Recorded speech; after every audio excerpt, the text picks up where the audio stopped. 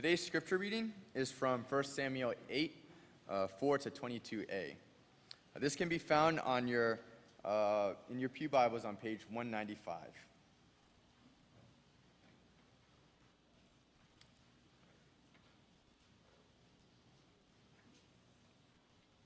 1 Samuel chapter 8, verse 4. So all the elders of Israel gathered together and came to Samuel at Ramah.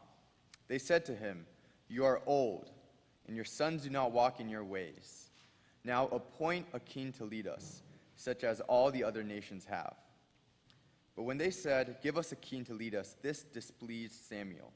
So he prayed to the Lord. And the Lord told him, "Listen to all that the people are saying to you.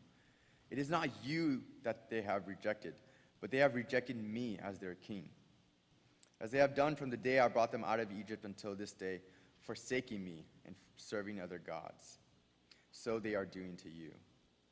Now listen to them, but warn them solemnly, and let them know what the king who will reign over them will do." Samuel told all the words of the Lord to the people who were asking him for a king. He said, "This is what the king who will reign over you will do. He will take your sons and make them serve with his chariots and horses, and they will run in front of his chariots. Some he will assign to be commanders of thousands and commanders of 50s, and others to plow his ground and reap his harvest, and still others to make weapons of war and equipment for his chariots. He will take your daughters to be perfumers and cooks and bakers. He will take the best of your fields and vineyards and olive groves and give them to his attendants. He will take 1/10 of your grain and of your vintage and give it to his officials and attendants. Your men servants and maidservants and the best of your cattle and donkeys he will take for his own use. He will take 1/10 of your flocks, and you yourselves will become his slaves. When that day comes, you will cry out for relief from the king you have chosen, and the Lord will not answer you in that day." But the people refused to listen to Samuel. "No," they said, "we want a king over us. Then we will be like all the other nations, with a king to lead us and to go out before us and fight our battles." When Samuel heard all that the people said, he repeated it before the Lord. The Lord answered, "Listen to them and give them a king." May God bless the reading of his word.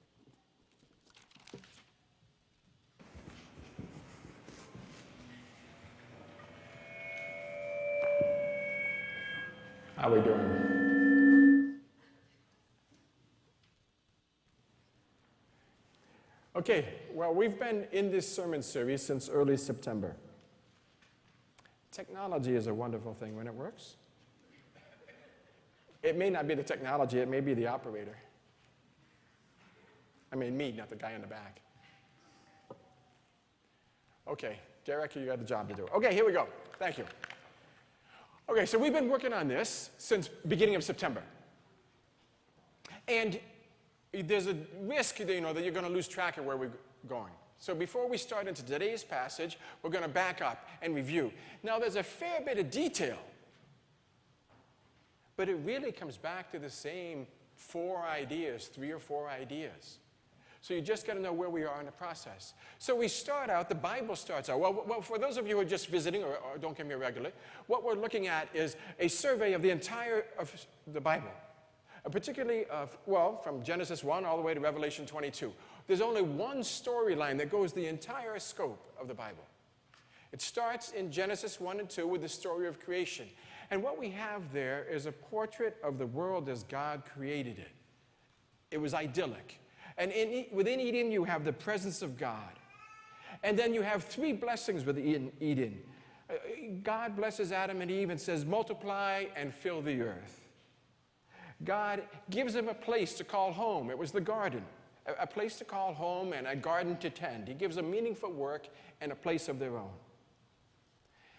And then this is to be the destiny of all people, living in this idyllic location with God, with harmony within their families, as they reproduce and spread through all the earth, as the blessing of God goes with them, and is to encompass all people.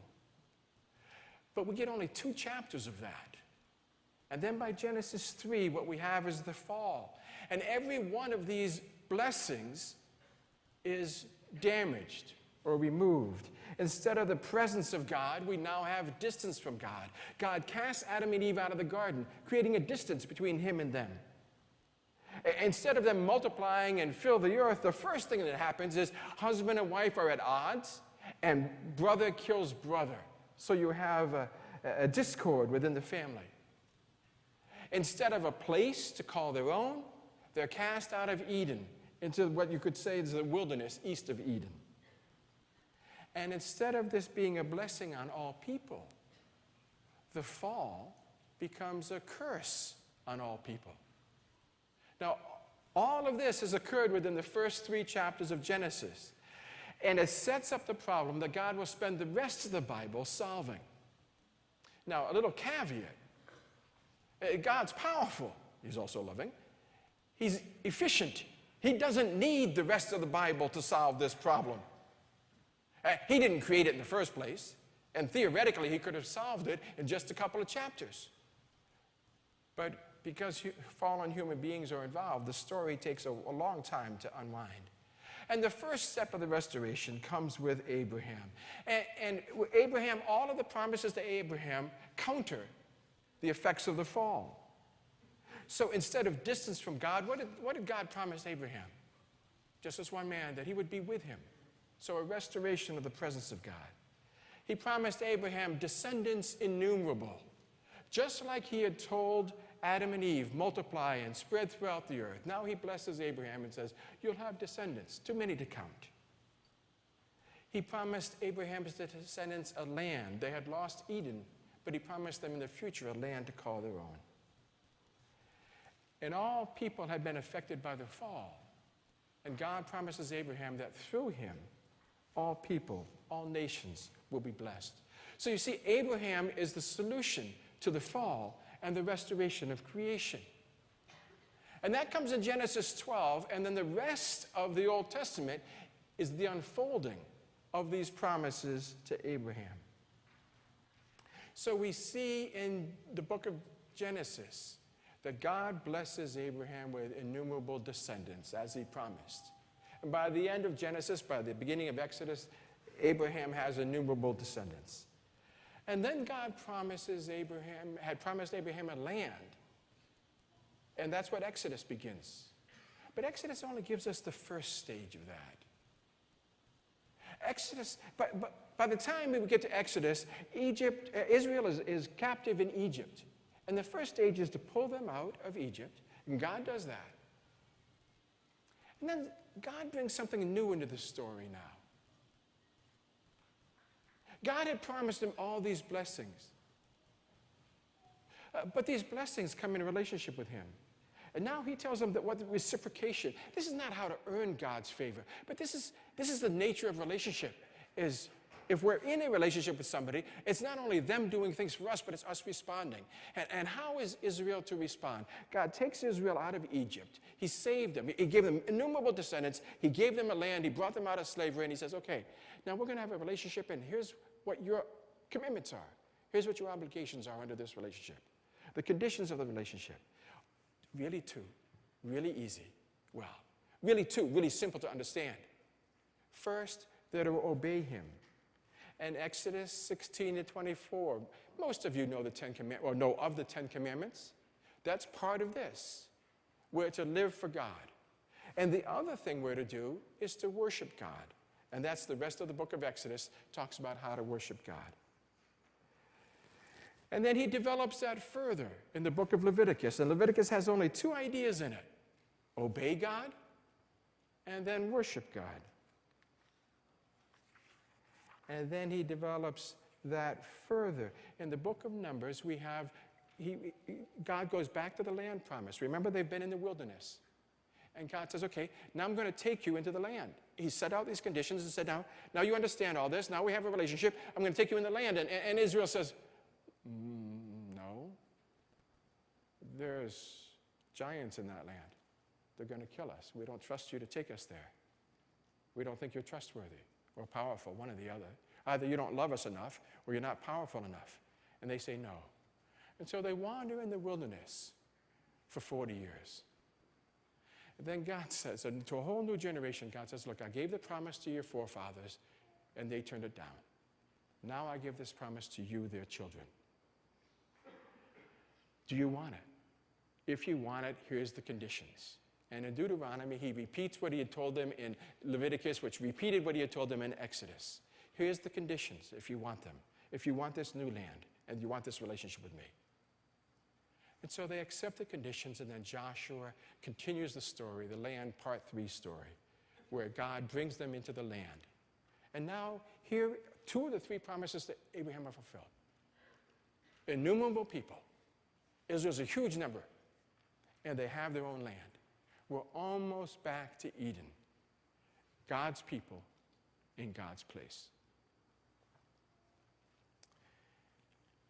And then, all of this has happened because they had leaders. Adam and Eve created the problem. Abraham, the patriarch, helped revive Israel. Then Moses led them out of Egypt into the land. Then Joshua led them into the land. So leaders have been crucial. The populace, the masses of Israel, have this inevitable tendency to wander away from God. So it's really been the leaders who've been crucial. So now that Joshua has died, who's going to replace him? So that Israel can live in this land as the people of God in obedience and worship. And so the narrative now shifts from the promises and the conditions, from the descendants in the land and the conditions of obedience and worship. Now the narrative, biblical narrative, shifts to who's going to help these people stay faithful to God. Because they can stay in the land only if they're faithful, and they can't do it on their own. Who's going to help them do this? Who's going to take Moses' place? Who's going to take Joshua's place? Who's going to do it for them? And so the book of Judges tells us a whole series of men step up, and one woman, men and women who step up to lead Israel and help them stay faithful to God. And that's where we come when we begin the book of 1 Samuel. Samuel is the last of the judges. And that's where our reading takes up today. Turn with me to 1 Samuel chapter 8, because with this background we'll begin. It takes us up to who's going to lead Israel, help them stay faithful to God, help them keep these conditions that God has required if they're to stay in the land and if they're to be his people. So all the elders of Israel gathered together and came to Samuel at Ramah. They said to him, "You are old." Don't get any ideas. "And your sons do not follow your ways. Now appoint a king to lead us, such as all the other nations have." So what happens here at this point of Samuel is just like Eli. Samuel led the people faithfully, like Eli had. But then Eli's sons were corrupt and Samuel took over. Now Samuel's sons are corrupt. And the people say, "We want a new leader. We want a new form of government altogether. We don't want judges anymore." What they said was, "We want a king. We want a monarchy. We want a continuous form of government, not regional judges that keep changing over." And so the rest of Samuel, and then Kings, and then Chronicles, is all about the shift in government from having judges to having monarchy. What's the difference? Judges and monarchy. See, judges are they're occasional. They're ad hoc. They only come up as there's a crisis. And judges are local, regional, you would say in the U.S. environment, like state governors, versus a nationwide monarchy. And Israel takes this opportunity because Samuel's sons are corrupt. Instead of saying, "We want a new judge," they say, "We want a kings. We want a monarchy." Now here's the first thing we want to pick up from this whole book. 1st and 2nd Samuel, 1st and 2nd Kings, 1st and 2nd Chronicles, they're in the Bible. Right? But they're not about what we call religion. They are about what we call politics.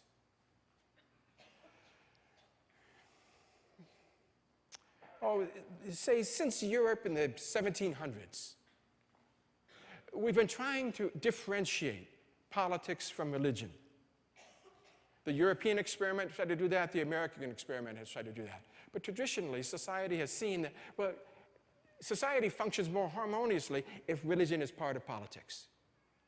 We're not comfortable with that notion. So we think, well, the Bible's about religion. And then we further complicated the problem by saying the Bible is about my religion, my relationship with God. So we turn the Bible into me and God. Now, the Bible's got that. But the Bible's really about, the Old Testament is really about Israel, the nation, and God. And it's about religion and politics, not just about religion. Now, this is not what we're used to in our tradition, and there's a couple of reasons why not. First of all, a lot of us, not all of us, are Chinese. And given the history, the violent history of government interactions in China, there's a slogan in Chinese, I only know the English version of it is, that there's two places a man never willingly goes. You don't go to the gates of hell, and you don't go to the gates of the government official, or the office of the government official. If the less the government knows about you, the safer you are. Fly beneath the radar. There's a second reason we're uncomfortable with this is because we're like an evangelical church. We're about preaching the gospel, getting people saved. I started out as a young believer. I'd become a Christian, and it made a change in my life. All I wanted to do was study about the Bible. I had to go to university. I figured I'd go to a Christian school, study the Bible. My parents were a little anxious. They weren't Christians. They didn't know if this was a passing phase. You know, teenagers do this thing. And so they wanted me to continue with my plans for university. They figured if I went to a second-tier university, I could always go down into a third-tier Bible college. But if I started out at a third-tier Bible college, I might not get accepted again into a university. So I went and studied international affairs, politics in D.C. for a year. And I thought, oh, this is useless, you know. Henry Kissinger at the time was negotiating with the North Vietnamese about the future of South Vietnam, and the South Vietnamese were not part of that treaty. And in 1972, the treaty was signed, and you knew it was just a useless piece of paper.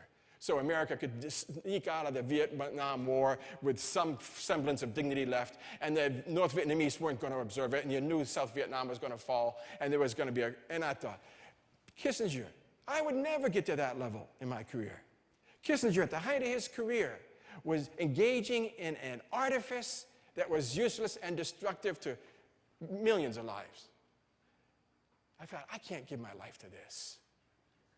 And my parents were willing. I did what they asked for 1 year, and I transferred to Bible college, and then there you go. Here it is. Here I am today. So we've got this disparity within evangelical thinking between faith, salvation, and politics, as if somehow the politics is, you know, by the way, what I'm saying about that story was it was a misunderstanding of the role of politics and faith. You know, we have a tradition, what we call pietism. It's all about me, and it's all about my relationship with God, and it's all about getting people saved. But you know, we're in the midst of this story of salvation history from the beginning to the end. And what is it all about? It's not just about getting people saved. We want to do that. God set up a beautiful, pristine world and a society. And it's about restoring God's beautiful, pristine world and his society. We don't leave politics to the devil or the secularists. If God was only about personal salvation, we would not have the book of, anything really. We wouldn't have the book of Numbers. We wouldn't have Deuteronomy. We certainly wouldn't have. If God was only about religion, we would not have the book of 1st and 2nd Samuel, 1st and 2nd Kings, 1st and 2nd Chronicles. That we wouldn't have a whole stretch of the Old Testament. The part that we don't like to read would not exist if God didn't care about politics. Now, I think there's actually a third reason why we're reluctant to talk about politics is because we've been burned. Recently, we've been burned. Not recently for you, but recently for me. You know, Jimmy Carter did something really bold, And he talked about being born again, and the press didn't hear anything when he was running for election, and the press didn't know anything about born again. What's this? You know, Chuck Colson had written a book, Born Again, book title, and Chuck Colson was famous or notorious or infamous.